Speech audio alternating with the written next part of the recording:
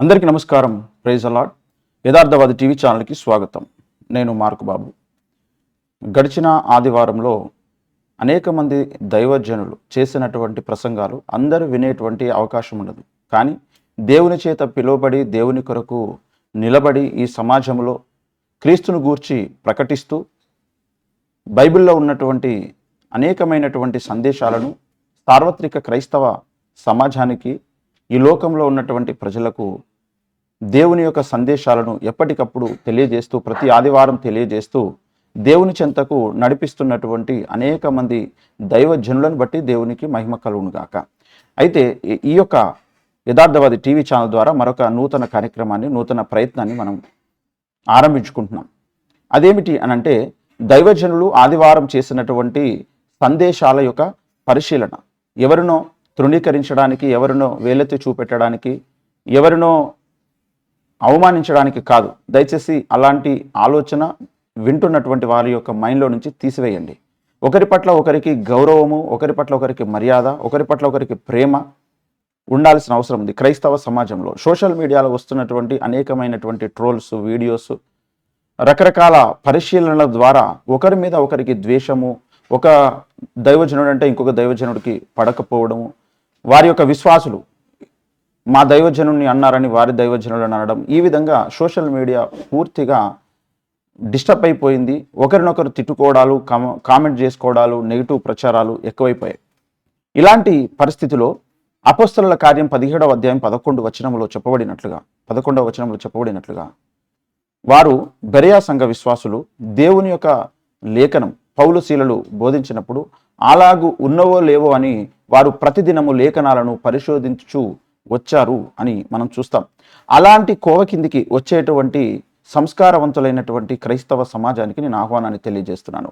Yatharthavadi TV ఛానల్లో ఉన్నటువంటి ప్రతి ఒక్కరూ యథార్థవంతులు, మర్యాదస్తులు, సంస్కారవంతులు అని నేను నమ్ముతున్నాను. అలాంటి వారు మాత్రమే మన ఛానల్ను సబ్స్క్రైబ్ చేసుకుంటారు, మనతో కలిసి ట్రావెల్ చేస్తారు, మనం చేస్తున్నటువంటి కార్యక్రమాలను వారు వీక్షిస్తూ ఉంటారు. అయితే ఇప్పుడు మనం చేయబోతున్నటువంటి ఈ యొక్క కార్యక్రమం వాక్య మదనం. ఈ యొక్క కార్యక్రమం కొరకు మీరు ప్రార్థించండి. అనేక రోజులుగా నాకున్నటువంటి ఒక ప్రేరేపణ, ఒక ఆలోచన ఏమిటంటే, ప్రతిదినం మనము ఎవరో ఒక దైవజనులు చెప్పినటువంటి సందేశాన్ని వింటాం. కానీ ఈనాడు మనం చూసినట్లయితే ప్రతి దేశంలో, ప్రతి రాష్ట్రంలో కూడా వారి వారి ప్రాంతాలలో అనేక మంది దైవజనులు ఉంటారు. పేరుగాంచిన వారు, గొప్ప గొప్పగా దేవుని కొరకు వాడబడుతున్న వారు, అనేక కృపావరాలు కలిగినటువంటి వారు, దేవుని కొరకు ఎంతో త్యాగము కలిగి సేవ చేస్తున్నటువంటి దైవజనులు ఎంతోమంది ఉంటారు. అయితే అందులో నేను ముఖ్యంగా సోషల్ మీడియాలో దాదాపుగా ఎక్కువ మంది ఫాలోవర్స్ను కలిగి, లేదా వారు సీనియర్స్ పాస్టర్స్ అయ్యి అనేక మందిని రక్షణలోనికి, సత్యంలోనికి నడిపించాలనేటువంటి ఆశతో పరిగెడుతున్నటువంటి దైవజనులు ఎంతోమంది ఉన్నారు. అనేక మందిని నశించిపోతున్న ఆత్మలను సువార్త ప్రకటించి రక్షణలోకి నడిపిస్తున్న దైవజనులు ఎంతోమంది ఉన్నారు. అయితే అందులో ముఖ్యంగా కొంతమందిని తీసుకొని గడిచిన ఆదివారం రోజున, గడిచిన ఆగస్టు 2వ తారీఖున ప్రతి ఒక్కరు వారి వారి సంఘాలలో, వారి వారి సంఘాలకు అనేక సందేశాలు ఇస్తూ ఉంటారు కదా. ఇది ఆనవాయితీ కదా క్రైస్తవ సమాజంలో. అయితే వారు ఆ ఆదివారం ఏమి సందేశం ఇచ్చారు వారి యొక్క సంఘానికి? ఏ ఒక్క క్రైస్తవుడు కూడా దైవజనులందరూ చెప్పినటువంటి సందేశాలను వినేటువంటి అవకాశం ఏ ఒక్కరికి కూడా ఉండదు. అంత సమయం ఉండే అవకాశం లేదు. అయితే ప్రతి దైవజనుడు ఏం చెప్పాడు ఆదివారం రోజున అనేటువంటి సందేశాన్ని మీ అందరికీ నేను క్లుప్తంగా వివరించాలనుకుంటున్నాను. అయితే ప్రస్తుతానికి కొంతమంది దైవజనులను నేను లిస్ట్ అవుట్ చేసి, ఆ దైవజనులు వారి సంఘానికి ఏం బోధించారు, అది సార్వత్రిక సంఘానికి ఏ విధంగా మేలు చేస్తుంది, సార్వత్రిక సంఘానికి కూడా అవసరమే కదా అనేటువంటి ఒక సదుద్దేశంతో నేను ఈ ప్రయత్నాన్ని చేస్తున్నాను. మీకు ఈ యొక్క కార్యక్రమము నచ్చినట్లయితే, ఈ యొక్క ఉద్దేశం నచ్చినట్లయితే ప్రార్థించండి. తప్పకుండా మీరు లైక్ చేసి సపోర్ట్ చేయండి. మీ యొక్క కామెంట్స్ ఏందో కూడా కింద తెలియచేయండి. నేను ఇప్పుడు కొంతమంది దైవజనులు వారు చేసిన సందేశాలలో నుండి ఆ సారాంశాన్ని మీ ముందుకు తీసుకొస్తున్నాను. ఇందులో మీకేమనిపించిందో తప్పకుండా మీ యొక్క అభిప్రాయాన్ని తెలియచేయండి. ఆదివారం రోజున ఈ యొక్క ఆరాధనలు అయిపోతాయి కదా. అయితే నేను అవకాశం ఉన్నంత వరకు ఆదివారం సాయంత్రం కానీ లేదా సోమవారం రోజున ఈ యొక్క కార్యక్రమాన్ని మీ ముందుకు తీసుకురావాలని ఆశిస్తున్నాను. మరి ఎంతవరకు దేవుడు దీన్ని నడిపిస్తాడో, దేవుడు నాకు ఇచ్చే అవకాశం, సమయాన్ని బట్టి నేను ఈ యొక్క ప్రయత్నాన్ని చేయాలనుకుంటున్నాను. దీని కొరకు మీరు కూడా ప్రార్థించాల్సిందిగా నేను ప్రభు పేరట మీకు మనవి చేస్తున్నాను. ఇక ఈరోజు ఫస్ట్ కార్యక్రమంలోనికి, ఈ యొక్క వాక్య మదనం కార్యక్రమంలోనికి మనం ముందుకు కొనసాగుదాం. నేను ముందే చెప్పాను, ఆదివారము ప్రముఖ దైవజనులు వారి సంఘాలకు ఇచ్చినటువంటి సందేశాల యొక్క సమీక్ష ఇది. కనుక దీనిని మీరు దేవుని మీద విశ్వాసంతో, దైవజనుల పట్ల గౌరవంతో ఈ విషయాలను మీరు వినాలని నేను కోరుకుంటున్నాను. నేను ఇది ఎవరికి కూడా ముందే డిస్క్లైమర్ తెలియజేస్తున్నాను. ఎవరినో ద్వేషించడానికో, ఎవరినో ఏలెత్తి చూపెట్టడానికో, ఎవరినో అవమానించడానికో కానే కాదు. మనము ఏ దైవజనుని చేత దేవుడు ఏం సందేశం పంపించాడు ఆదివారం రోజున, అది మనకి ఎంతవరకు క్షేమాభివృద్ధి కలిగిస్తుంది, ఆత్మీయంగా, వ్యక్తిగతంగా, సంఘాలకు, కుటుంబాలకు, అంతేకాకుండా సార్వత్రిక క్రైస్తవ సమాజానికి, సార్వత్రిక సంఘానికి ఏ విధమైనటువంటి మేలు చేస్తుంది అనేటువంటి విషయాన్ని మాత్రమే నేను మీ దృష్టికి తీసుకొని రావాలనుకుంటున్నాను. కనుక ఈ విషయాన్ని అందరూ కూడా మీరు గమనిస్తారని నేను కోరుకుంటున్నాను. అయితే ఇక రండి, ఈరోజు ఈ యొక్క కార్యక్రమంలోనికి ముందుగా మనం కొనసాగుతాం. ముందుగా మరి నేను ఎంతగానో ప్రేమించే, అభిమానించే ఆత్మీయ తండ్రి అపోస్తలుడు అద్దంకి రంజిత్ ఓఫిరయ్య గారి గురించి నేను మాట్లాడాలనుకుంటున్నాను. వారు ఓఫిర్ లైవ్ టీవీ అనే యూట్యూబ్ ఛానల్లో వారి యొక్క సందేశం ఉంటుంది. నిన్నటి దినమున మీరు ఎవరైనా కావాలంటే వెళ్ళి చూడొచ్చు. వారిచ్చినటువంటి సందేశం యొక్క టైటిల్ భ్రష్టులు ఎవరు, సత్య సంబంధులు ఎవరు అనే సండే మెసేజ్ని వారు సెకండ్ మెసేజ్గా, అంటే ఓఫిర్ మినిస్ట్రీస్లో అయితే 2 మెసేజెస్ ఉంటాయి ఎవ్రీ సండే వర్షిప్లో. కనుక రెండవ సందేశంలో వారిచ్చినటువంటి మెసేజ్ భ్రష్టులు ఎవరు, సత్య సంబంధులు ఎవరు అనేటువంటి టైటిల్ కలిగిన సందేశాన్ని వారు ఇచ్చారు. ముందు వారు సందేశాన్ని తెలియజేస్తారు, తర్వాత టైటిల్ అనేది వారు పెట్టడం ఆనవాయితీ వారి యొక్క సేవ ఆరంభం నుంచి కూడా. అయితే ఇందులో ఉన్నటువంటి ఈ యొక్క 2 గంటల పైచిరుకు సందేశం ఇది. దీనికి సంబంధించినటువంటి వీడియో లింక్స్ అన్ని కూడా, యూట్యూబ్ లింక్స్ అన్ని కూడా నేను డిస్క్రిప్షన్లో ఇస్తాను. ఎవరెవరికి ఏ దైవజనుని యొక్క మెసేజ్ ఆసక్తిగా ఉందో, వినాలనుకుంటున్నారో మీరు లింక్ ఓపెన్ చేసి చూడొచ్చు. అందరి యొక్క లింక్స్ కూడా నేను డిస్క్రిప్షన్లో ఇవ్వబోతున్నాను. అయితే దైవజనులు తెలియజేసినటువంటి ఈ యొక్క సందేశం యొక్క సారాంశాన్ని నేను మీ ముందుకు తీసుకురావాలనుకుంటున్నాను. మీరు తప్పకుండా దీన్ని ఒకసారి గమనించండి. ఇక్కడ దైవజనులు చేసినటువంటి ఆ సందేశ సారాంశం మీ దృష్టిలోనికి తీసుకొస్తున్నాను. ఇందులో దైవజనులు చెప్పినటువంటి సందేశంలో మూలవాక్యముగా 1 తిమోతి పత్రిక 4వ అధ్యాయం 1-2 వచనాలను వారు చదివారు. అయితే కడవరి దినములలో కొందరు అబద్ధికుల వేషధారణ వలన మోసపరుచు ఆత్మల యందును, దయ్యముల బోధ యందును లక్ష్యముంచి విశ్వాస భ్రష్టులగుదురని ఆత్మ తేటగా చెప్పుచున్నాడు అనేటువంటి లేఖనాన్ని వారు మూలవాక్యంగా తీసుకున్నారు. అయితే ఒక సందేశ సారాంశం ఏమిటంటే, కడవరి దినములలో అబద్ధ బోధలు, విశ్వాస భ్రష్టత్వం మరియు ప్రభు రెండవ రాకడను గూర్చినటువంటి లోతైన సందేశాన్ని వారు అందించారు. ఆ పూర్తి వివరణను మీరు తప్పకుండా లింక్ ఓపెన్ చేసి చూసి మీరు తెలుసుకోవచ్చు.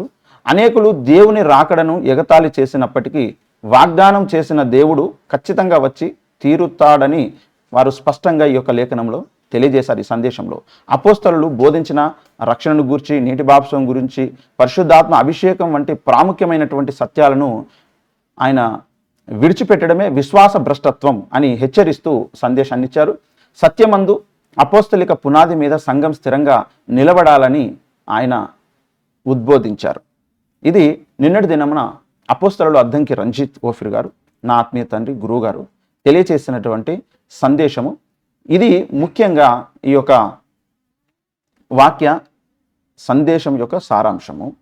ఇందులో ఎవరు భ్రష్టులు, ఎవరు భ్రష్టులైపోతారు, ఎవరు సత్య సంబంధులు, ఆ సత్య సంబంధులకు ఎలాంటి లక్షణం ఉంటుంది లేఖనం పట్ల, లేదా ఏం నమ్ముతారు వాళ్ళు అనేటువంటి విషయాన్ని సుస్పష్టంగా వారు వివరించడం జరిగింది.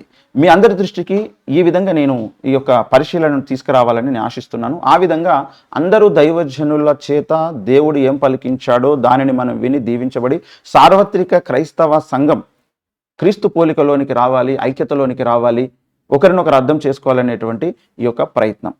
దీనిని యథార్థవంతులైనటువంటి వారు అర్థం చేసుకుంటారని నేను ఆశిస్తున్నాను. ఇకపోతే రెండవ సందేశాన్ని మనం చూసినట్లయితే డాక్టర్ పిజే స్టీఫెన్ పాల్ గారు మూలవాక్యంగా సామెతల గ్రంథం 16వ అధ్యాయం 32వ వచనం మరియు మలాకి 2వ అధ్యాయం 16-17 వచనాలను వారు ఊటంకించారు. పరాక్రమశాలి కంటే దీర్ఘశాంతం గలవాడు శ్రేష్ఠుడు, పట్టణమును పట్టుకొని వారికంటే తన మనసును స్వాధీనపరుచుకున్నవాడు శ్రేష్ఠుడు అని చెప్పారు. మరియు ఒకడు తన వస్త్రములను బలత్కారంతో నింపుట నాకు అసహ్యమని సైన్యములకు అధిపతి యెహోవా సెలవిచ్చుచున్నాడు. కాబట్టి మీ మనసులను కాచుకొనుడి, విశ్వాస ఘాతకులు కాకుడి అనే సందేశం ఇచ్చారు. దీని యొక్క సారాంశం, దేవుని బిడ్డలు తమ మనస్సును, నాలుకను మరియు ప్రవర్తనను భద్రంగా కాపాడుకోవాలని ఆయన ఉద్బోధించారు. దుష్ట సాంగత్యం, చెడు స్నేహాలను, మంచి నడవడిని ఎలా పాడు చేస్తాయో వివరిస్తూ, నిబంధన కలిగిన స్నేహితులు దావీదు, యోనాతానుల వలె ప్రోత్సహించే స్నేహితులు బర్నబా వలె, విశ్వాసం గల స్నేహితులు మరియు నిత్యమైన ప్రాణ స్నేహితుడైన యేసుక్రీస్తుతో మాత్రమే మన జీవితంలో లోతైన సహవాసం చేయాలి అని ఆయన ఈ యొక్క సందేశాన్ని అందించారు నిన్నటి దినమున. అయితే కొంతమంది దైవజనులు ప్రతి ఆదివారం 2-3 సందేశాలు కూడా ఇచ్చేటువంటి వారు ఉన్నారు. అయితే అందులో నేను మొదటి సందేశాన్ని తీసుకునేటువంటి ప్రయత్నం చేస్తున్నాను, యూట్యూబ్లో ఉన్నటువంటి లింక్స్ని ఆధారం చేసుకొని. ఇకపోతే దీని యొక్క సందేశాన్ని మీరు విన్నారు. తదుపరి మరొక దైవజనుని గూర్చి మనం చూద్దాం. మరొక దైవజనులు వచ్చేసి డాక్టర్ పి సతీష్ కుమార్ గారు. వారి యొక్క సందేశం నిన్నటి దినమున డాక్టర్ సతీష్ కుమార్ గారు చూసినట్లయితే మూలవాక్యంగా నిర్గమకాండం 2వ అధ్యాయం 11-15 వచనాలు తీసుకున్నారు.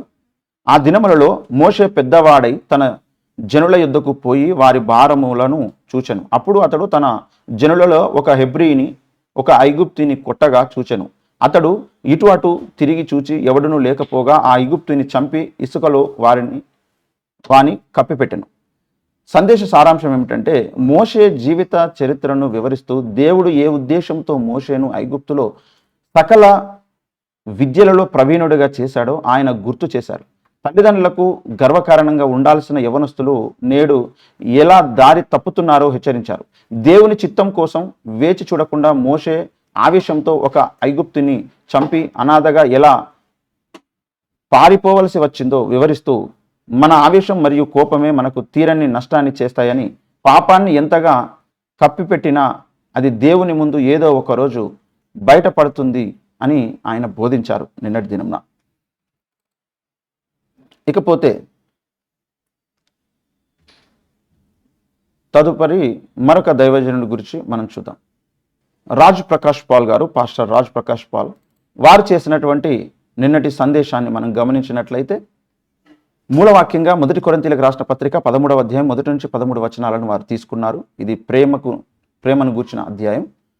మనుషుల భాషలతోనూ దేవదూషల భాషలతోనూ నేను మాట్లాడినను ప్రేమ లేని వాడనైతే మ్రోగడి కంచును గనగనలాడు తాళమునై యుందును. గాని విశ్వాసము, నిరీక్షణ, ప్రేమ ఈ 3ను నిలుచును. వీటిలో శ్రేష్టమైనది ప్రేమయే.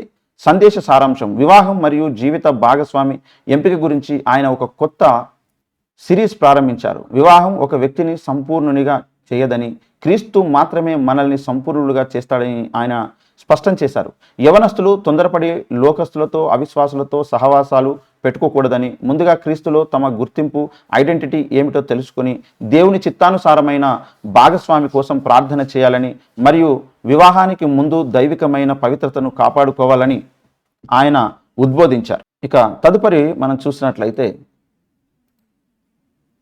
బెల్లంపల్లి ప్రవీణ్ కుమార్ గారు వారు చేసినటువంటి సందేశాన్ని మనం గమనించుదాం. వారు మూలవాక్యంగా ఆదికాండము 41వ అధ్యాయం 51-52 వచనాలను వారు తీసుకున్నారు.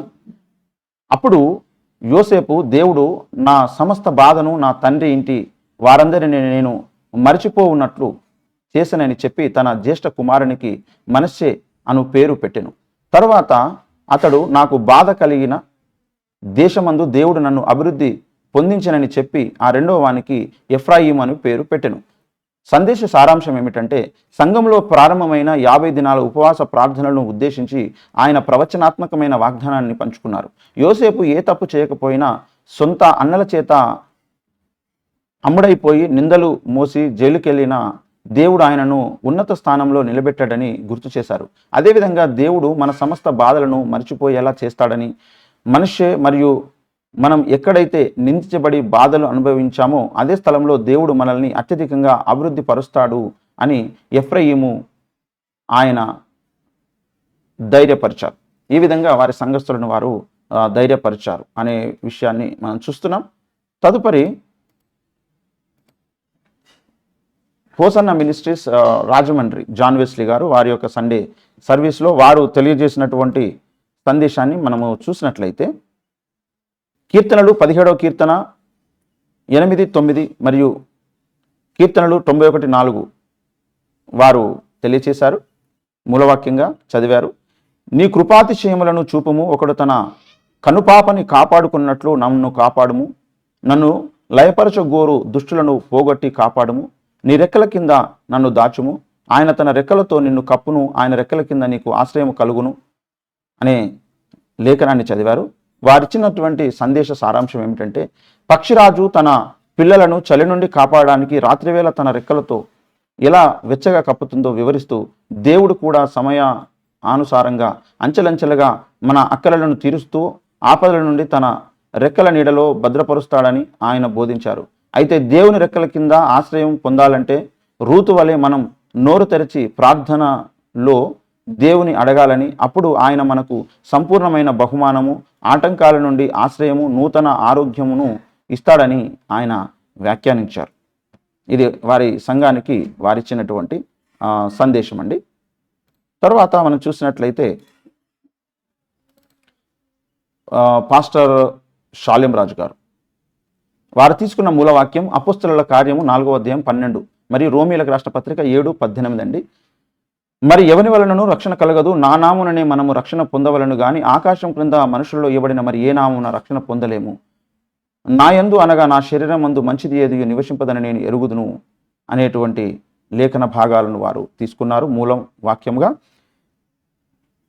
వారిచ్చిన సందేశం యేసు నామమునకు ఉన్న అపారమైన శక్తిని వివరిస్తూ, దయ్యముల మీద జయము, రోగముల నుండి స్వస్థత మరియు రక్షణ అన్నీ ఆ నామము ద్వారానే వస్తాయని ఆయన బోధించారు. అయితే కేవలం యేసు నామమును పెదవులతో ఉచ్చరించడం మాత్రమే కాకుండా పుట్టుకతో వచ్చిన మన శరీర స్వభావాన్ని, పాప స్వభావాన్ని అదుపులో ఉంచుకొని పరిశుద్ధాత్మ ద్వారా యేసు స్వభావాన్ని, దైవ స్వభావాన్ని మన హృదయంలో ధరించుకోవాలని, ఆత్మీయ బలం కొరకు ప్రతిరోజు వాక్యం చదవాలని ఆయన హెచ్చరించారు. ఇది వారు తెలియచేసినటువంటి సందేశం.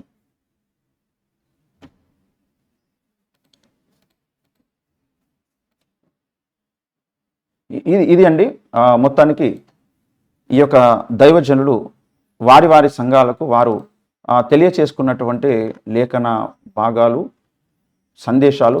ఇందులో ఏ దైవజనుడు చెప్పింది మీకు ఎక్కువగా మరి నచ్చింది, లేదా ఏ దైవజనుడు చెప్పింది మీకు బాగా అనిపించిందో ఒకసారి తప్పకుండా మీరు కింద కామెంట్లో తెలియచేయాలని నేను కోరుకుంటున్నాను.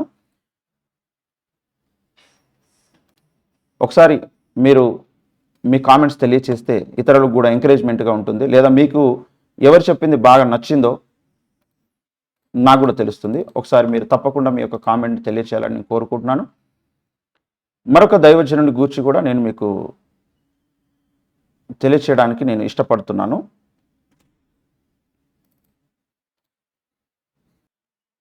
రాజమండ్రి జాన్ వెస్లీ గారు, వీరి యొక్క చర్చి పేరు వచ్చేసి క్రైస్ట్ వర్షిప్ సెంటర్ అండి. వీరు మూలవాక్యంగా హోషేయ గ్రంథము 14వ అధ్యాయం 4వ వచనాన్ని తీసుకున్నారు.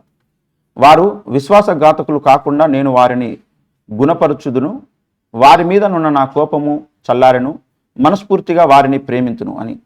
వారి యొక్క సందేశ సారాంశం ఏమిటంటే, స్నేహితుల దినోత్సవం సందర్భంగా, ఫ్రెండ్షిప్ డే సందర్భంగా మనస్ఫూర్తిగా మనల్ని ప్రేమించే నిజమైన స్నేహితుడు యేసుక్రీస్తు మాత్రమే అని ఆయన బోధించారు. మన జీవితంలో 4 రకాల స్నేహితులు ఉండాలని వివరిస్తారు. 1 త్యాగపూరితమైన యోనతాను లాంటి స్నేహితుడు. 2 తప్పు చేసినప్పుడు వాక్యంతో గద్దించే నాతాను లాంటి స్నేహితుడు. 3 దేవుని సేవలో ప్రోత్సహించే బర్నబా లాంటి స్నేహితుడు. మరియు 4 పక్షవాయువు గల వ్యక్తిని మోసుకొచ్చిన నలుగురి వలె మనలను యేసయ్య పాదాల దగ్గరకు నడిపించే స్నేహితులు మనకు ఉండాలని అద్భుతమైన సందేశాన్ని ఇచ్చారు ఈ యొక్క Christ worship centre doctor John Wesley గారు. ఇదండి మొత్తానికి నిన్నటి దినమున వారి వారి సంఘాలలో ఈ దైవజనులందరూ వారి సంఘాలకు ఇచ్చినటువంటి సందేశం. ఈ సందేశంలో మీకు ఏ సందేశం మీకు బాగా నచ్చింది, లేదా మీ యొక్క హృదయానికి అత్తుకుంది, ఈ సందేశం నన్ను బలపరిచింది లేదా నన్ను ప్రోత్సహించింది, ఈ మాటలు, ఈ సందేశ సారాంశం నన్ను ఎంతగానో ఎంకరేజ్ చేసిందని మీకు ఎవరి సందేశాన్ని బట్టి అనిపించింది తప్పకుండా కింద కామెంట్ చేయండి. అంతేకాకుండా సార్వత్రిక సంఘము గురించి ఎవరు ముఖ్యంగా ఈ దైవజనులందరిలో నిన్నటి దినమున సందేశం ఇచ్చారు, ఈ విషయాన్ని ఒకసారి మీరు తెలియచేయాలని కోరుకుంటున్నాను.